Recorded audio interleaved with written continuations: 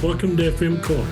I'm Danny Koontz, Director of Relationship Management for WCE, and today we're going to do part 3 of our conversation about important business successes, things you need to do to make whatever role you have in your business successful. First, we're going to talk about providing value for your customer, whoever that is. Second, we're going to talk about it's important for your company and critical to be on the same page. And third, doing the right thing for the long run. First, let's talk about providing value. Are you providing value for your customer? Have you looked and seen what is it your customer's looking for? Or have you just arbitrarily made that decision that I know I'm providing it? What does your customer want? How many times have you ever said, okay, if I was the customer, instead of being the vendor or whoever that is, what would I be asking? What would I want? And see if you have those questions. It's mostly communication, and it's timely communication, and then it's updated communication when something changes. We all know from the vendor side, many times things change. How good are we at informing our customers or making sure it's done as far as changes? You know, it's kind of like Amazon. You're going to have a package delivered today and you have to sign for it. So you set your schedule to be home basically all day, waiting to make sure that when that package comes, you or someone's going to be home to be able to sign for it. How nice that is when about 1 o'clock or something in the afternoon, they send you a note and say, your package is not out for delivery today. It's going to be delivered tomorrow morning. That's not great, but at least it's helpful. Now, if I have errands to run, something I need to go do, whatever that may be, I can go do that because I know there's been a change to the plan. Sometimes it's not great information to get. I hate the fact I'm waited all morning and I don't have a package, but at least they've notified me that there's been a change. Always put yourself in the role of the person on the other side. What is it? What will they possibly ask? What would I want to know if I was on the other side of the fence? Giving them that information, communicating. If you're out there and you're working for your customer and they're asking for you to pull a rabbit out of a hat, happened to everybody, and you actually do, and you're successful, let your customer know. Let them know. That's a good thing. It's okay to say, hey, listen, that was hard, but we got through it. I was able to kind of make something happen and so on. However, that won't happen every time. That can't become our norm of you asking for something at the last minute and asking me to jump through 4 hoops to get it done. I can't do that every time.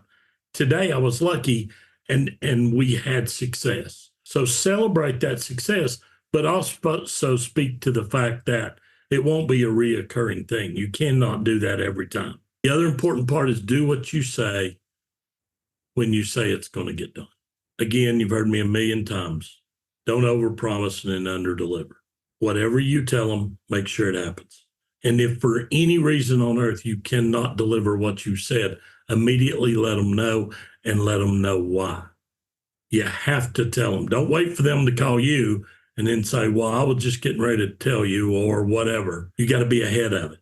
You got to be ahead of it. You have to tell them. It's much, much easier when you deliver the information versus your customer calling to ask you what's going on. That's never a good conversation. And third, own your mistakes. If you make a mistake or your company makes a mistake, own up to it.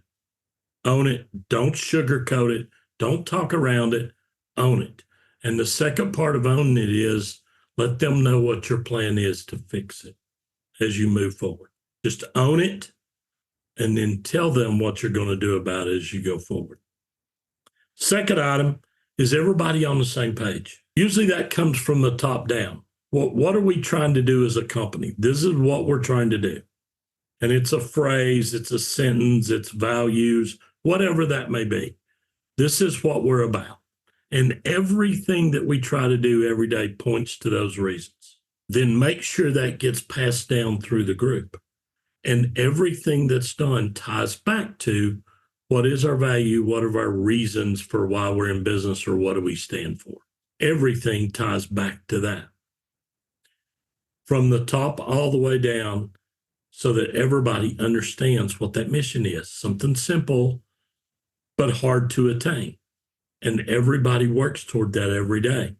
Some of the things you can do is make sure everybody holds true to that value or whatever it is that you're trying to administer about what your company stands for. One of the worst things you can ever do is different rules for different people. That means everybody's not being held accountable to the same standard or to the mission. Once that starts getting away and some folks don't have to pay attention to it, you lose the momentum that you could have gained. The other part is, as new people come into the company, different ways they're taught, different ways they speak with people and so on. If everybody's not aligned to the same mission and the same goals, that new person has no idea what is the company about. Because if I ask 10 people, I get 10 different answers. That's not good. One common mission. This is what we do. This is everything ties to that one item, so that everything that's done, you're either moving forward toward that goal every day. That's what you're looking to do. So it's important. Hold people accountable. Everybody works toward the mission.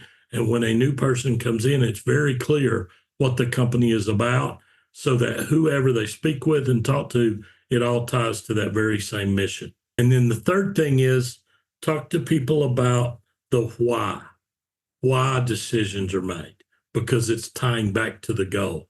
Explain the why so that people understand. Third thing, doing the right thing in the long run.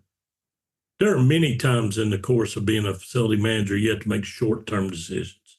That's fine. But make a short-term decision with an eye out for the long run, because what you really want are long-run issues. You're dealing with a customer you've been dealing with for a long time, and there's a impasse on an invoice or some charges, whatever that may be. Okay, I'm going to lean a little bit toward their request because they're a very good customer and they very rarely bring things up. Okay, you can do that. That's a short term, but also speak to the long run, because what you're trying to do is to make sure you have a healthy relationship as you go forward. It's also important that you say, listen, I'm not really sure there's a credit due here. However, you've been a great customer and so on. So this particular time we'll do that. What you're saying without saying it out loud is, I'm not doing this every time. This cannot be something that happens every week. However, because of your standing and you're a good customer, I will do it for you this time, or we'll take a look at it, or whatever we can do.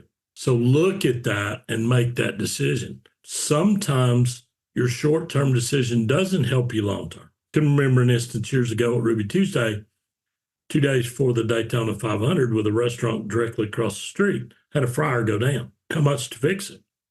Shoot, it was more than half the cost of a new fryer. 99 out of 100 times you buy a new fryer, no question. However, 48 hours before the Daytona 500, I can't get a new fryer. So I said, fix it. Senior VP called and said, here's what I understand. You made a decision to fix a fryer and approve this much money? Yeah. Why would you do that and not just buy one? I said, because it was 48 hours before the Daytona 500 started. I couldn't get a new fryer. She said, never mind. Thanks for the info. So sometimes you look at it and think, why are we doing that? There are reasons behind it. So speak to that and then let people know there are other things sometimes that are in play that's causing you to make the decision. That was a short-term decision. The long-term decision would be go ahead and get a new fryer on order or have it on standby, so if and when that fryer goes down again, I can replace it quickly. That's the way to do it. Always have an idea to look out for the long term in any short-term decision that you're making, because long-term is where it's beneficial. Those are the 3 other items that we want to discuss about business lessons learned and how to build success in your business no matter what your job is. Please let me know any topic that you would like to talk about or have me talk about. I would love to do that for you. And thank you so much for listening. We look forward to speaking with you again on a new topic on FM Corner next week. Thank you.